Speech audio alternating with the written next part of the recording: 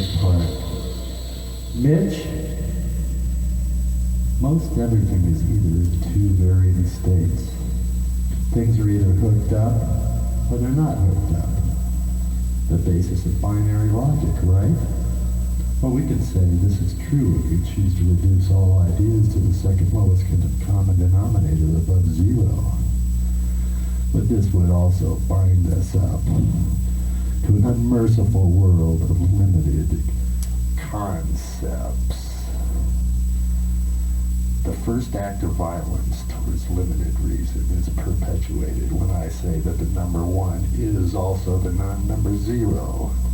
And to substantiate this equation, let me offer an example from the Rig Veda. The universe was created by a series of gods who don't exist yet. This may sound slightly irrational because it tends to devaluate the importance of creation and creator.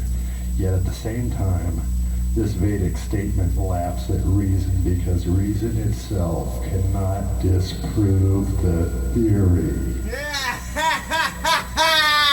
Have a good laugh on that.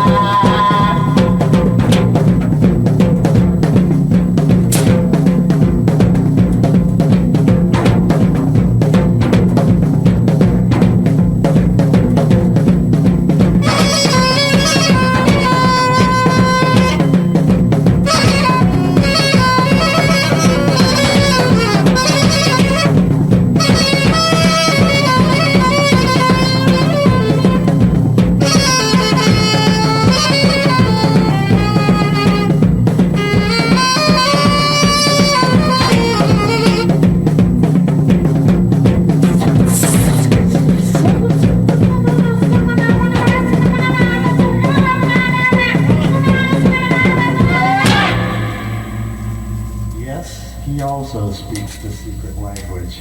Mitch Myres, this is your life. 1 equals 0. An example? Somewhere in the Sri Lanka there was an orchard planted. This was no ordinary orchard. This was a levitating orchard. Seen from the sky, this orchard was formed in the pattern of the Veve symbol attributed to the Loa Azuli, the Holy Mother of Haitian mythology. The heart and the sword. To serve her is to feel the very blood of Osiris course through your veins, and to transcend the cycles of Hindustan. Truly divine. Now the young trees slowly grew independently of each other, until after many decades the high branches all became entwined around each other until the upper reaches of the orchard were thickly connected. Tree-dwelling monkeys from the area moved in and inhabited the branches. Now, to these monkeys, their conception of God is spelled nature with a capital N. More particularly, the center of their universe is the treetops where God exists in his most concentrated form, because this is where their most essential means of survival is located. So from the monkey's airborne point of view, the God home didn't exist materially until long after the orchard was originally planted. In this case, no one gave the orders of creation, but there are concentrations of spirit that manifest themselves after the creation process has already begun. Therefore, the universe was never created, because that would tend to suggest that there was a time when there was no universe at all. And what is a universe if it isn't potential infinite creativeness itself? The irony of the Vedic statement just might be that if man, the absurd ego creature who thinks he creates all himself, wants to take credit for all evolution, he must attain Godhead before he can say that the universe has been truly created. That's where the pathetic humor lies.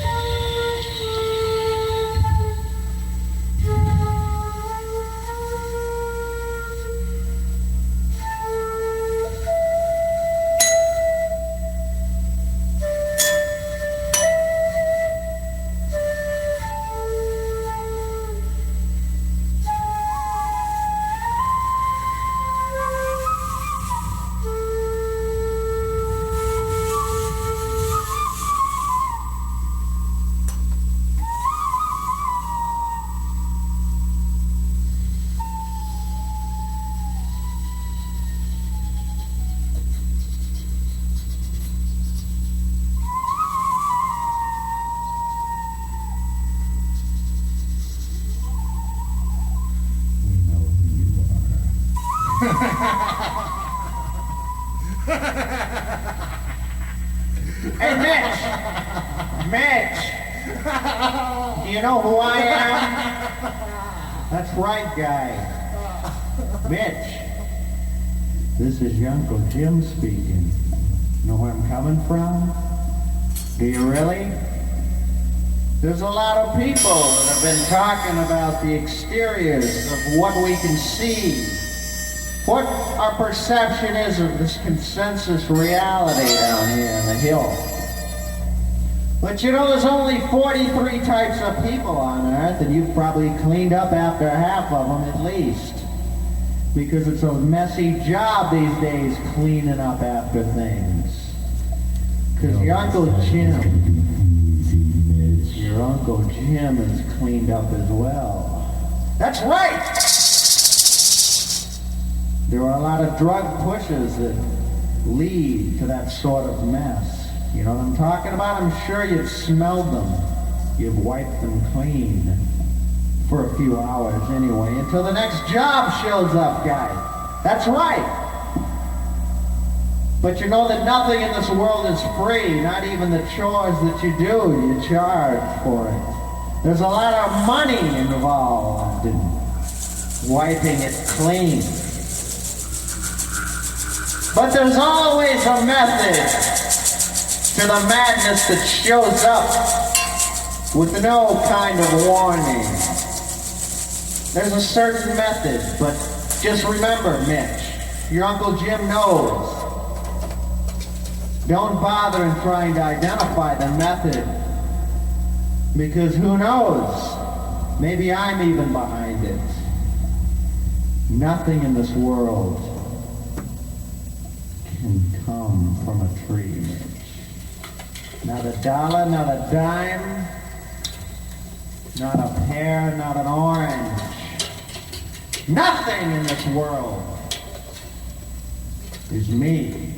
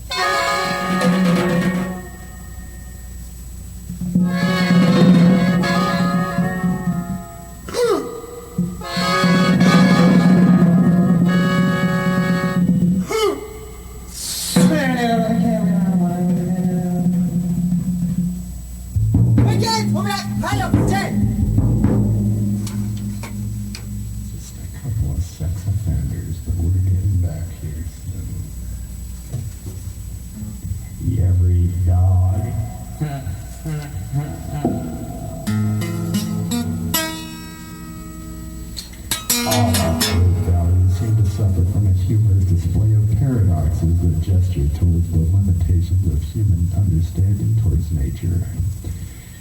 In my more animistic moods, these paradoxes are frosting on the cake. In other words, they obscure the cake, but at the same time they delineate the form of the cake itself. I am an adept of the reciprocal derealization of form and content over matter. In order to understand the significance of the cake. Oh, Natalie Wood just came in. Here, Natalie. It's Mrs. Robert Wagner, ladies and gentlemen. Okay. Natalie, you look as beautiful as the day you died over 6 years ago. In order to understand the significance of the cake, I have to smash it with my fists until it's fully revealed, squirt sperm on it, and then dare it to grow back into its original form. And if it doesn't, I can use my memory to recall its original form. You see, beauty doesn't merely stand at the intersection between the past and the future. Reality, like truth, is always in the process of revealing itself. In this symbol, you know, the special symbol that you're looking at right now. The symbol whose name the words won't flow from my lips because they don't need to anymore. It's all in your mind, Mitch. It's all in your mind. Mine! I know you don't have a weak mind. This symbol, understand, the heart stands in the middle as a life-giving ornament. The equation. In the middle of the heart is an upside-down cross. Its significance is to render the moral equivalence as neutral. The sword stabbed through the heart represents both nullity and rebirth. Therefore, the two previous equations can be discussed reversibly as being positive and or negative. Or they can be expressed in the multiplication of all numbers ad infinitum and to the expression that lies closest to infinity itself. 0. The blood dripping from the sword is the blood of the wily Isis, or in more concrete terms, that which infuses life into all matter. I'm going to find some matter for us, Mitch. Here, go with me on our little travel log. Let's find the matter. Here it is. It's all over the place and it's alive. What's this stuff makes sound. It makes noise all on its own. I'm not even touching it. How does it do it? It's beautiful.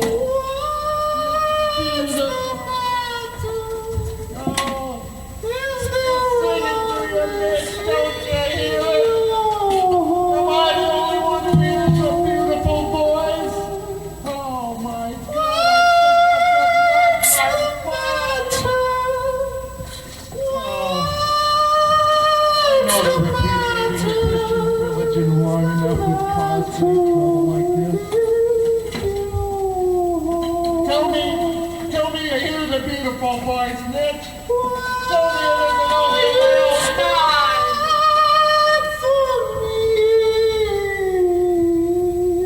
Oh, it's got me crying.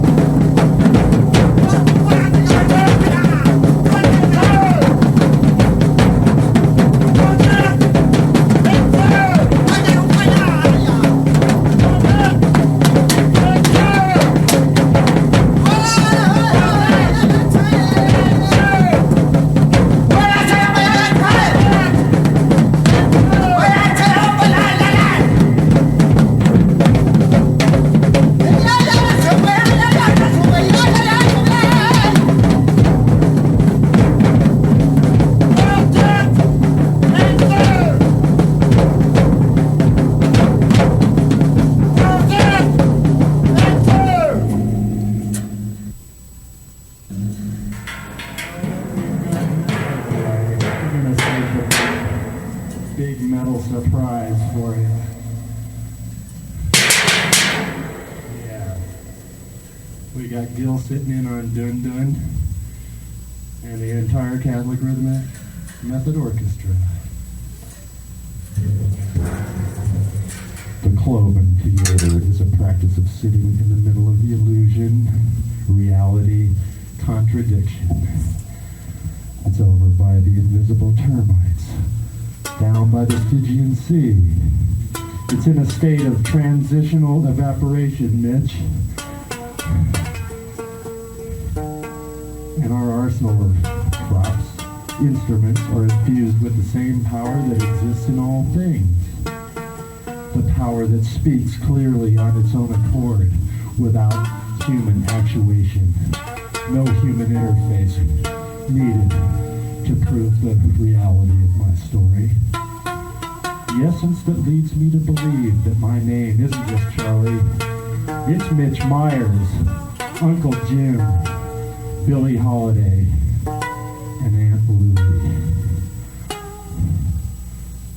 things take on equal significance because their power has been dispersed evenly.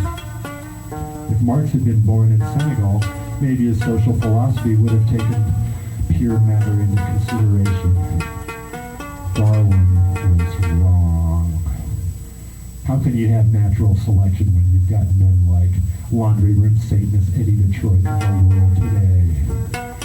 In the Cloven Theater, wherever we perform it, we use our arsenal as a crowbar of illusion to imply that not only is your own value taking place on the stage, it's going on like bugs crawling around in your head.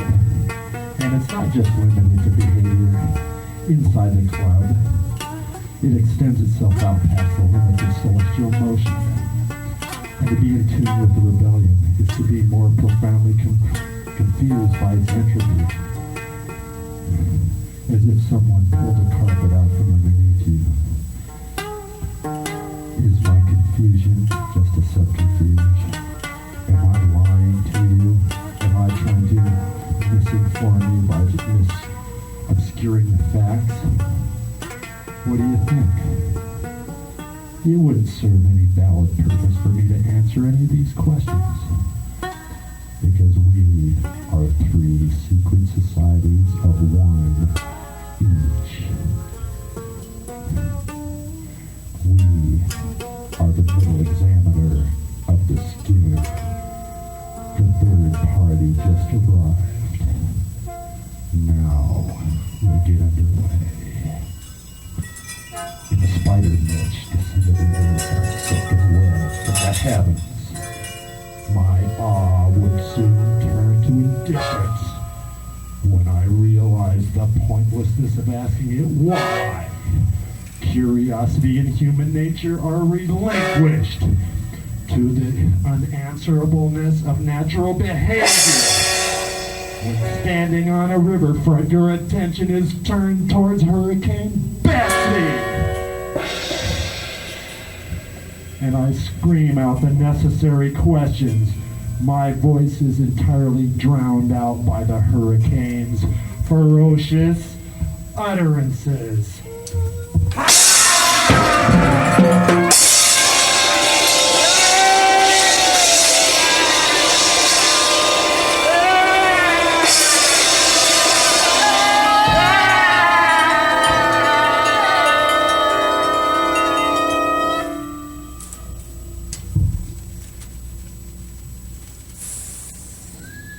Are you still there? I heard something. Something.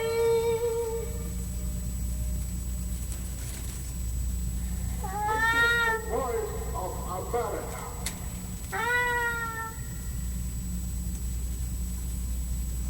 Mr. Big Criminal. Mr. Big Criminal. What about Reagan? Mr. Criminal, Mr. No longer be here in the 21st century, thank God. Won't it make it so much easier? Thank you. It's right around the corner, Mitch. I'm working on it now. It's an entirely revolutionized system of communication with many additional features intended to create a more immediate, psychic, intelligible response that lends greater credence to meaning. I'm afraid it won't follow any popular trends, but that's all right. One of the challenges we all face is my perceived expectation of more governmental repression through the technology. More unethical information wars between big business and the public. Sophisticated censoring devices and disease run rampant. And so without dwelling on the negative aspects of the future for too long, this revolution will consist of ingenious methods of what we see in its more coherent states as being truth easily accessible.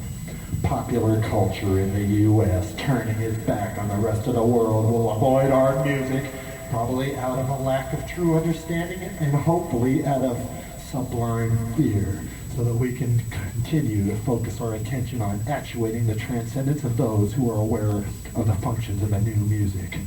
through our experiments, which will go nameless except for you personally on paper, Mitch. The next century will be the face of beauty with big scars all over it. With this in mind, the Cloven Theater's vision will begin to perform surgery because, like I've said, there is no difference between the audience, the performers, the disguises, or the nails that hold the frame of the building together. We're all a family in nails, a cathedral full of cats. It seems like a coincidence that we all got pounded into the same big building, but if one redefines the nature of coincidence itself by saying that we could have only been nailed into the building that we are, which is truth without the element of chance. And as your Mr. Prophet Toy says, trusting this phenomenon enough to the degree that it takes on greater meaning, the human will can anticipate more coincidence by our original definition, and the paradox between willed coincidence and chance coincidence can be reconciled. Altogether, chance will be rendered impotent. And if one can put back in control of one's life with all the confidence and command of a slippery eel, or you may find that sexual metaphor too sexist.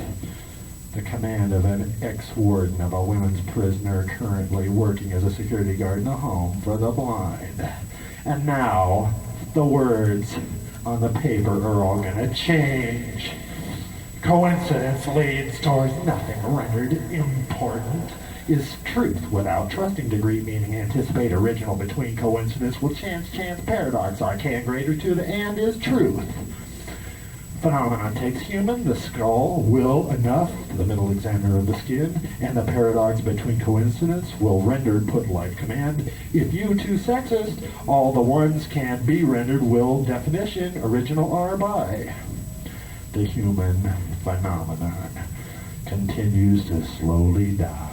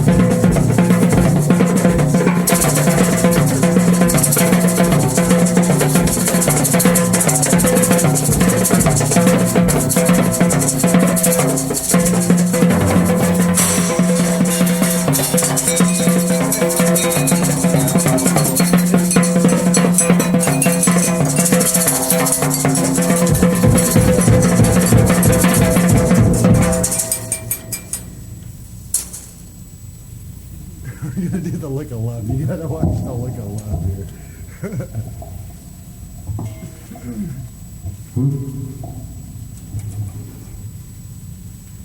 see. Let me get those drumsticks going there. I got the reverb going on over again? Yeah.